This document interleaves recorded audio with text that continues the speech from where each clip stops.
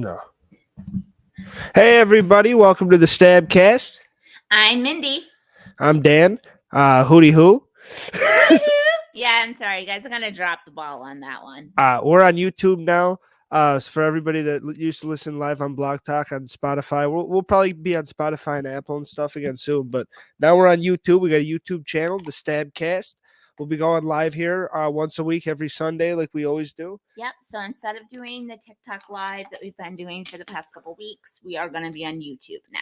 And we're still gonna kill it with TikTok with the mini reviews. So still go there. Yeah, I'll still be doing the mini reviews and mini recommendations, especially since I've been doing the poll. A lot of you have been asking for recommendations, so I'll get to that. I promise. And she'll still be going live willy nilly anyway, because that's what you do. Yeah, that's why it's called Part of My Life, because I did have one dedicated to Mindy, and everyone loved it, and then it went away when my phone went away. So I decided just to make it both. Yes. So it's a little bit of everything on there. So definitely make sure to follow the TikTok. And we're getting into it today. What's the movie we're reviewing today? Daniel is making me review the 2007 Stephen King. I'm not even going to call it a hit. The 2007 Stephen King movie, The Mist. Yes. You're not giving those eyes, Daniel. It's not a hit. It's a cult. It is a hit. It's a cult classic now, but it was not a hit back in 2007. No, I mean, it wasn't it was one of the bigger movies. It's not like it was a small movie. It was big budgeted. Yeah, I don't know how much money it made. It made $57 million on a budget of 18, which isn't terrible. It's not good. It's a $57 million ain't bad, but I mean, there are better ones, but it's not a bad movie. For a Stephen King movie, it doesn't have that Stephen King finesse. Yes. Because I'm sure my brother here, because he's not really much of a reader, I'm sure you've never read the actual story, The Mist, from Stephen King. No. It is so fucked up. It is massive miles beyond of what we saw in the movie. In parts. So ridiculous. Yeah, in ways. There are ways that is true, but there also were ways that is untrue, because the ending of the book or the story is way less fucked up than the movie. The ending's pretty good. The last 5 parts of the book is not as bad as the last 5 minutes of the movie. No. So let's get into it. Unless there's is there any news going on right now? Not really, except I do want to let y'all know the Abigail that's on Tubi that came out in 2023 is not the same Abigail that me and Daniel reviewed. No. Okay. Tubi has a very bad habit of naming their things very similar to how other things are named. Yeah. So, yeah. But that being said, the movie that we also went over, The Invitation, with Dracula and everything, that actually is on Tubi. So go check that out. So Abigail, not on Tubi. Invitation is. It's on Tubi, right. And The Invitation's a great movie, too. It's a great movie. That's why I wanted to promote. That's why I wanted to shout it out on here, because we actually did it. It's a very good movie. Yeah, we did review it a while ago. Maybe we'll go back to it now that we're on YouTube. But now that you got your Freddy Krueger hat on, which I think is badass. But no, so we'll get right into The Mist then, because it's not too big of a week. Longlegs did pretty well from what I heard. From what I've heard, Longlegs is the highest grossing horror film to date. Yeah. So, well, this year, right? Not ever. Not to date. It's Daniel. It's gotten a lot of money. There's no fucking way, Mindy. Look it up, dude. I mean, maybe. You're probably. I mean, it's probably doing well for it was this year. Such a good movie that Jack Nicholson, Nicolas Cage, scared the bejeebers out of himself to the point where he will not ever again be in a horror movie. Never? His words, not mine. That's a straight up quote. I'll never do it. Scared the crap out of me. I will never do one again. All right. Well, I believe you. I'm sure it made a lot of money. Let's talk about The Mist, because this is something that I really enjoyed. This is one of my favorites. Going back and watching it was a treat for me. You have the Punisher in this motherfucker, Thomas Jane. You also had Laurie Holden. You had 3 Walking Dead people before the Walking Dead started, I believe. You have Dale, Laurie Holden, which is Andrew. Dale was in it. Yeah, Oh, he's the old so man. stupid. Yeah, he's the old man, and then Carol, the badass. What's her? Melissa McBride? No, that's not her name, is it? All right, so I'll give him this much, okay, guys. For Long Legs, we came in at a budget of 10 million, and they made 81 million so far. That ain't bad. That's not bad. That ain't bad. It's about triple your budget. That ain't bad. But the thing is, the Miss is badass. He says that though, guys, because he's in 90s. He's from like late 90s and whatnot. Like he hasn't seen the deliciousness of Stephen King, like The Stand and stuff like that, and the Dawn of the Dead, or not Dawn of the Dead, the Dawn of the Damned, and just he hasn't seen all of that stuff. But not because he doesn't want to. I try to get him to watch his shit all the time, and it is on his list. It's on my list. It's just there's a long list. Yeah, there's a lot of shit to watch. Yeah, but the 2000 stuff is definitely, it brings back a nostalgia for me watching it as a kid. I remember watching this when I was younger, but going back, even watching it today, it still holds up, Mindy. It's a damn good movie. We'll get into it right away. I don't want to give like just go through the whole plot, but I want to talk about some real strong points. It's basically a father and a son. And but before this, though, I'm not going to discuss the whole plot and everything. We're going to leave that up to you. We're going to leave you with a little bit to hold on to, just so it's not total spoilage. Yeah. But basically, you start off in the beginning, and there's a huge storm over their town. And it takes out their boathouse by another person's tree who ends up going to the store with them. And it takes out his art room that destroyed his artwork. Yeah. I mean, you should be more careful. If a tornado is whipping through your town, you probably shouldn't have your artwork in a little willy-nilly studio right outside your door, but that's just me. But that's just you. And he decided to take the little boy with him. And the mom's like, yeah, okay, fine, bye. Guys. This movie, I'm going to let you, Jay. It's so messed up. I mean, yeah, it's fucked up what happened. And then obviously, not obviously, the neighbor who's a dickhead, the neighbor, I forgot his name, but he goes with them to the store. And they're going to the grocery store to pick up a bunch of shit, obviously. And then the big thing that happens is a mist starts rolling into town. An older man. Oh, and the power's out. The power's out too. There was a big thunderstorm, a big electrical storm that took out the power. So this father, son, and a neighbor who is not really friendly with go into town, and basically this mist comes, and this old man that comes running to the grocery store said there's something coming from the mist, and then that becomes a whole big deal. And then what I like about it is it becomes not only a monster movie, because it is kind of a monster movie with, different species and aliens and shit like that. It's a sci-fi movie, but also it's a character study, which I like. And that's why it makes sense. A lot of people from Walking Dead, there's 3 Walking Dead cast members on this.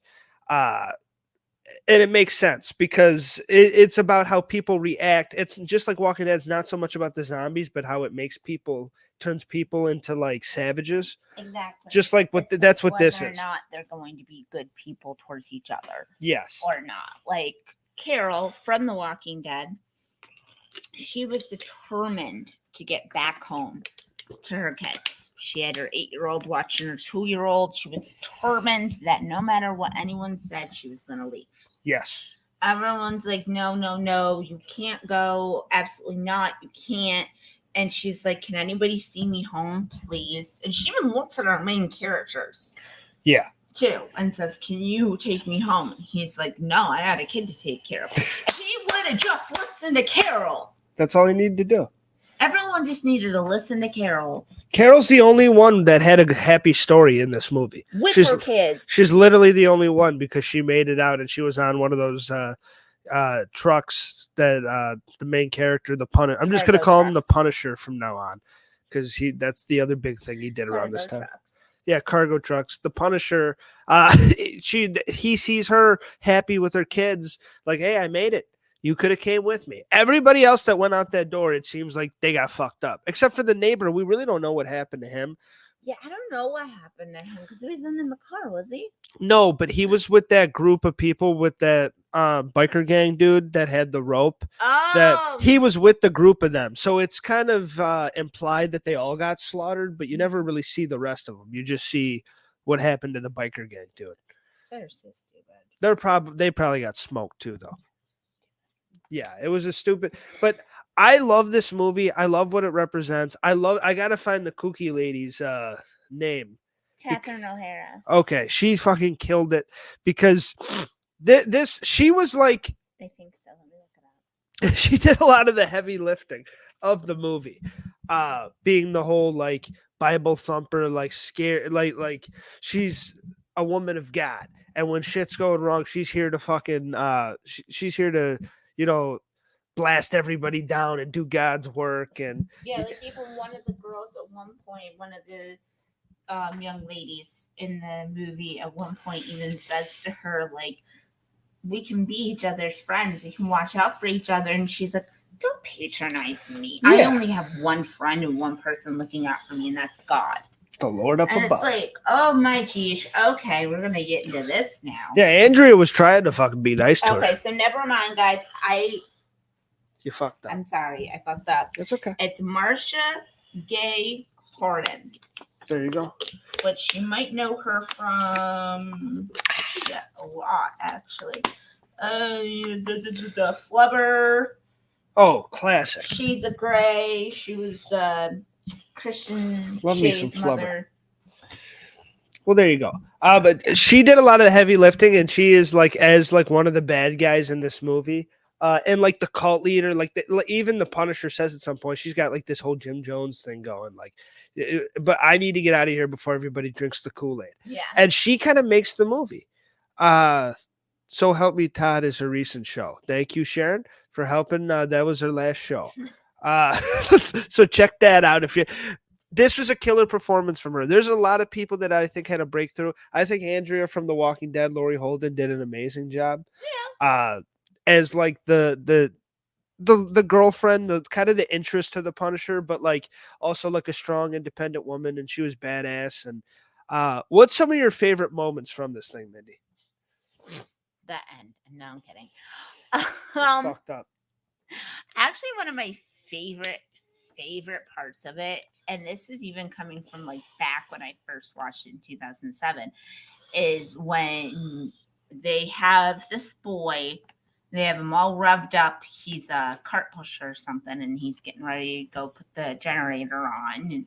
And of course, the generator's outside of the building, and he has to go through the door and hit the generator and then come back. And then as soon as they lift up the door, you see these tentacle-like shits coming after this kid. And nobody tried to help him except for the Punisher. That was it. The Punisher's the only one. He's the only person that tried. Well, no. That one stocky guy that looks like Dwayne from The Office guy. Yeah. He did try. He went and got the axe from... Oh, was that Paulie? What was his name? I can't remember what his name. Ollie was his name. Yes. He went and got the axe from the emergency axe. He broke the glass and got that out. So... good on you, Ollie, but also, y'all suck. You should have helped more. Ollie was the fucking man, by the way, though, and one of my favorite characters in the movie. And it's funny because Dougie came down, our brother Dougie, and I was like, it's you, Doug, because he's got the haircut, like the bald and the hair in the back. And Ollie, and spoiler alert, we were talking about the cult leader church, but Ollie takes care of that bitch. Yeah. He takes care of her quick. Yeah, he puts a knife in her, and it's like, oh, that. Well, not totally. Well, he shoots her. He shoots her in the head. He shoots her in the head. And it's like, oh my god, that's so Doug. She was so going. Doug. She's going on about how she's the Messiah and how she and she was fully cooked This at this is the point. second coming. You all Yeah. need to pray for your sins now, and old church. And then Boom. It's shot right in the head.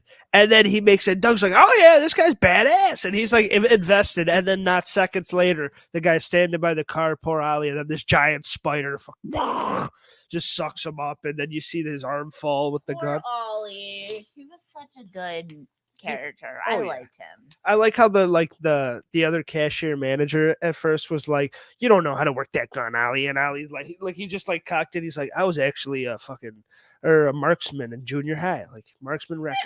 And it's like, it was so badass. Yeah. Ollie was a good character. Like Dale was one of my favorite characters from The Walking Dead. I'm not sure what his name was in this, but he was a badass. And the old lady was cool too. She reminded me of our grandmother a little bit when she threw the peas at the cult 80 bitch too. Yeah, that's true. That would definitely be our Nana. Yes. I'd definitely be. She's like, I got plenty of peas. It was so funny. When, like I said, there's two parts to this movie. There's the apocalypto like monster movie sci-fi epic, bugs coming out of the sky and giant spiders killing people, and then there's also a character study. There's a character study about people going mad when faced with adversity, and when you take down technology and all that stuff and people don't feel safe, what do they turn into? And those movies turn out to be really fun, and this is a really fun kind of not intellectual look at it, but a fun entertaining look at that. Yeah. And it doesn't dive too deep in it, but like even that scene when the military man, when they kind of say that when they piece it all together and his other buddies killed themselves and the one guy said it was their fault and he's the one left alive and everyone's looking at him like, what the fuck, dude? And they eventually stab his ass and then throw him outside and he gets, pulled away by one of those things. And it's like, Jesus. It's like, holy shit. Yeah, at the end of the day, these people did not mess around. No. After a little bit, they were done. They were just like, you know what? Absolutely not. Let's put a pin in this. Let's put a pin in you. Yeah. I'm done. I like how the one guy that went with them to the pharmacy, he got so scared that he joined that lady when one of those things like stared him in the face. So he came back and he was like one of her disciples because he was so... The neighbor? No, not the neighbor. Okay. Not the neighbor. He was the one dude in like the mechanic shirt and stuff. Yeah. That dude. I forgot his name, but he becomes like one of her like top disciples when he gets back because he's all kooky. But when he gets back after they go to the pharmacy and they see all the people in cocoons and stuff. And well, I would definitely say that mass Christian hysteria, mass Catholic hysteria, it is true. It is a real thing. Yeah. And it does happen in situations like this. Yeah. So as much as I don't like the character, the actress did an amazing job portraying a character like that. Oh yeah, like it's a bad guy character. You're not supposed to like it. Just like we talk about heels and face and stuff like that. Like she played her role as the villain better than anybody ever could.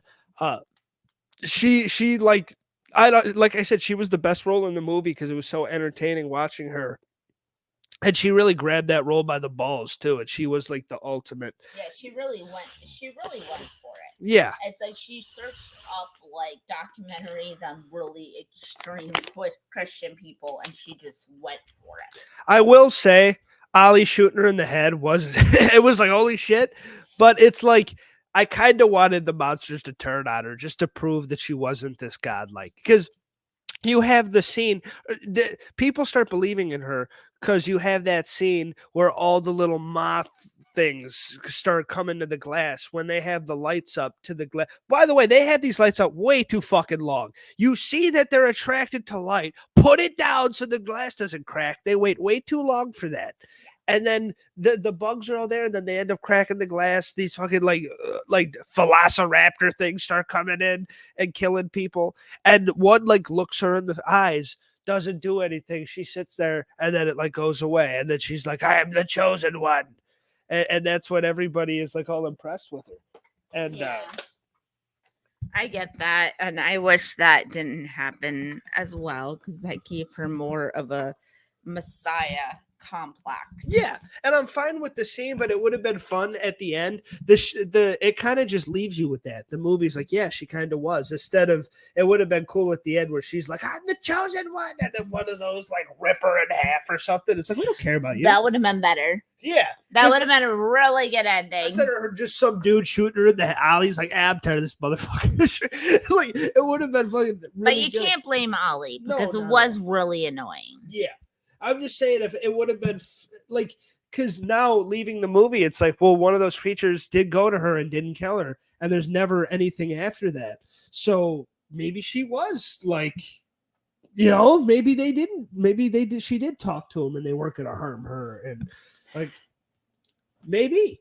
But it was. I mean, I loved her performance. I loved the Punisher's performance because he was the ultimate badass. Billy goes down as one of the all-time annoying, terrible movie kids ever. Really? I didn't think he was that annoying. Oh, Daddy, every fucking 3 minutes, be a man. Let your dad go try to die. For half the movie, he slept. Yeah, half the movie he's sleeping, and then the other half he's bitching and crying. And it's like, dude, come on. Like, because it's like, I get it, you're upset, but it's also like, buck up. All right, Dad's got to fucking light this broomstick on fire and fucking attack a velociraptor. Dad has a job to do right now. He's the most badass guy here. He's got ass to kick, and you just got to be okay with it. Don't be crying that he's away from you. Just let your dad be the badass, because he's the main character, Billy. So that's the way it is. Yeah. Another one of my favorite moments, I will say, I was getting into. He was only 10 years old. Yeah, you're right. You're right. Thank you, Sharon. I need to be more graceful. But, fucking, I thought I would have had more balls at that age, but that's just me. I mean, Daniel, you did, but you also had a CSI kit and you thought that you were a police officer around. I was a hardened child. So, I mean, but he did save my ass. Yeah. One time with the CSI thing. Yeah. But that's a whole you were one of those kids though that would not scar you. No. It never bothered me. But I understand that there's an alien invasion going around. Okay, it's a little scary. I guess I don't blame little Billy. But no, I like when they threw the military dude out because of how it was just so fucked up, and the way the thing rips him away. That's one of my favorite gory scenes, and also the ending, that final stand when they all run out. Yeah. And then they all run out, and it's like, all right, we're getting out of here. We're getting away from the kooky people. Ali just shot this chick in the head. Let's get the fuck out of here. And some of them don't. The grocery store manager, like I said, Ali gets ripped away. The one grocery store manager, he runs back to the building. The other old dude has those little spider things. They all fucking surround him and attack him. So creepy. The kills in this are very underrated, and the goriness is very underrated. And also, it is a PG-13 movie. Yeah. But they do it. They stretch that a lot, though. It feels like you could have got into rated R territory with this. Yeah, but I think their plan going in though was let's make it as watered down as possible, but still being scary. Yes, I agree. Because that's what Wes Craven did with Scream, because Scream almost got an N-17 rating. Yeah. Or NC-17 rating. 100%. And he didn't want that. So he had to dial it back on things that they wanted to dial back to make it a rated R. So a lot of films will do that. Which, by the way, PG-13, that ending is not PG-13. And do you want to talk about it now? Is there anything else movie? Any big scenes? Honestly, not really, except for, like I said, the tentacle scene with the kid that was really screwed up. Yes. But other than that, not really, no. The girlfriend of the military man, the cashier, she got fucked up pretty bad by one of those wasp things that inflated her neck. It was so bad. They're just talking. They're saying hi. I felt so bad for her. Yeah. She was such a cute little thing. She was, and I felt bad for her too because she was just a loving girlfriend or like the small town cashier that's better than this place. Yeah, little Billy's babysitter, and yes, her neck inflated like she looked like she looked like what's that the Ben Stiller at the end of Dodgeball when he's like all fucking big and fuck at the end. That's what she looked like. She got so inflated. She had more chins than I did. Man. Such a way with words. She had more chins than the kid did. But I thought so oh your Kruger fell off. But I'm dying. But the ending is somewhat brutal. Well, it's probably the most brutal ending in the history of Hollywood. The original ending, they're in a car, they're driving, and they kind of find a place, and they have hope for the future. And they hear the radio, and they feel like there's going to be hope. That is a good way to end, a good way to close, and the audience member is going, "Oh my god, like there's hope. Maybe there's a second one. Who knows?" We have a question. Oh. Your top 3 horror movies of 2024 so far. How would you answer that? Huh? Talk to Me was 2023. I haven't really been impressed that much this year. Yeah. I will definitely say Abigail. Abigail and A Violent Nature was the tits. Yeah, and A Violent Nature was the tits. That was really good. It was the tits. And then what else? I don't know. I'm trying to think now. It's not really horror, but if the Lisa Frankenstein. Yeah, that's what I was gonna say. Yeah, believe it or not, that is what I was gonna say. I mean, not exactly horror, but horror enough. Yes. So those are our top 3 favorites. I appreciate the comment. Now let's the ending. So all our favorite characters make it to the end. We're like, and if you read the book, you're like, okay, they're gonna make it. No, they're not gonna fucking make it. And then you have Dale from The Walking Dead. You have Andrea, who's been the love interest. You have this little old lady. Like I said, she's a sweet old woman. She threw peas at the cult leader. She's a great woman, and a little pea thrower, and and you have the little Billy boy with his father, the Punisher. So basically, you have 6 people and 5 bullets. Well, I think it's 5 and 4. No. Yeah, it's 5 and 4 because he says we have 4 bullets. Yeah, so it's 5 and 4. They're in a car. First, he drives to his house and see that his wife is in a cocoon, which is sad in its own right. Yeah. And his whole house is cocooned with his wife right there in the middle. I need to see that. Like, I'm already seeing everybody else be cocooned. It's very heartbreaking. And so then you have that. And then they just start driving. Let's see how far we get. They stop at one point, and if you just wait 10 more minutes, it might be okay. But no, someone gets the bright idea. Hey, let's all shoot each other in the head. Let's die real quick so the monsters don't kill us. And the boy did make his dad promise, no matter what, don't let the monsters get me. So the dad fulfilled his promise and he shot his little boy in the head. Which is fucked up in its own right, but he did what he had to do. It was so sad. It was so sad. You saw the old people; they were so sad. Andrea was so sad, and the Punisher killed everybody. Starts screaming, and so. By the way, the actor, I think he did a great job. I like him in this. I like him in the Punisher. I was not very convinced by the final scream. Like when he was screaming, like ah, like it did feel like he was just putting it on a little bit. I did not feel the emotion when he came out of the car, and then all of a sudden he's like, ah! Yeah, like that was not explained to us. No, like you screaming and us showing the pictures of survivors and whatnot. Like we were able to make it up in our noggin, but for people that were like just like getting there to see the movie and whatnot, like. They're not gonna know what the hell you're. Well, I mean, you get why he's. I mean, well, you get why he's crying. He just shot everybody in the head, and now he sees that there's safety. I would be upset too. There was no urgency behind that. Okay, yeah, I can see that. I just didn't seem like oh my god, I just killed my son. Well, that's my thing. Yeah, his performance did not give it that. I will agree. That's what I'm saying too. I do think his performance was a little too hacky. I think you might have needed somebody else to really shine that through. Everything else, he was a badass. I loved him in this movie. To me, this movie gives Silent Hill vibes, the video game. Yeah. It kind of feels like a fucking, except instead of walking through a shadowy, misty town, you're stuck in a building, but you see it like it's got that Silent Hill vibe to it. And that Krampus too, honestly. Oh, I can see that. I can see that. Oh, like how everyone was blocked off by the big snowstorm and Yeah. shit. And they're all indoors fighting. And also the ending always reminded me of Zack Snyder's Dawn of the Dead. Yeah. Oh yeah, because they're equally as yeah. Except that one's a little more fun. At least you got in the back to that one instead of this.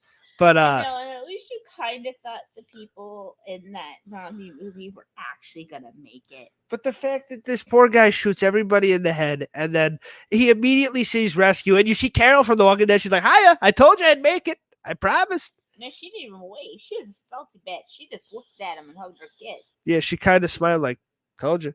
Yeah. She gave him a smirk, like, "I told you everything was gonna be fine. You should have just came out."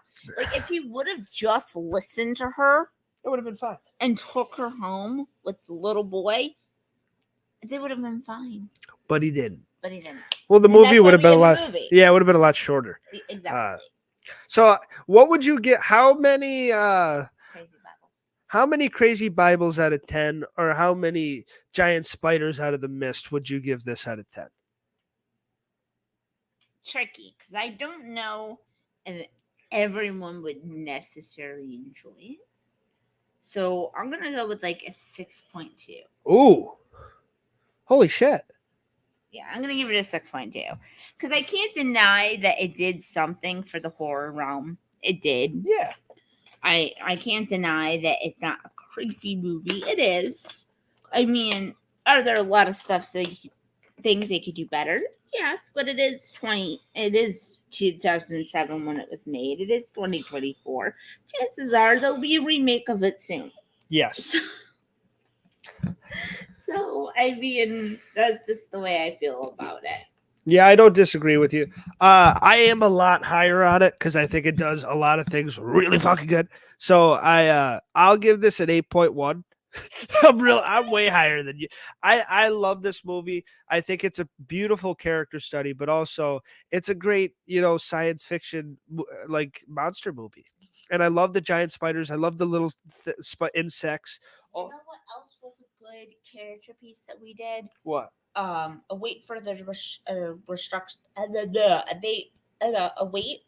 instructions. Oh yeah, that was a great movie.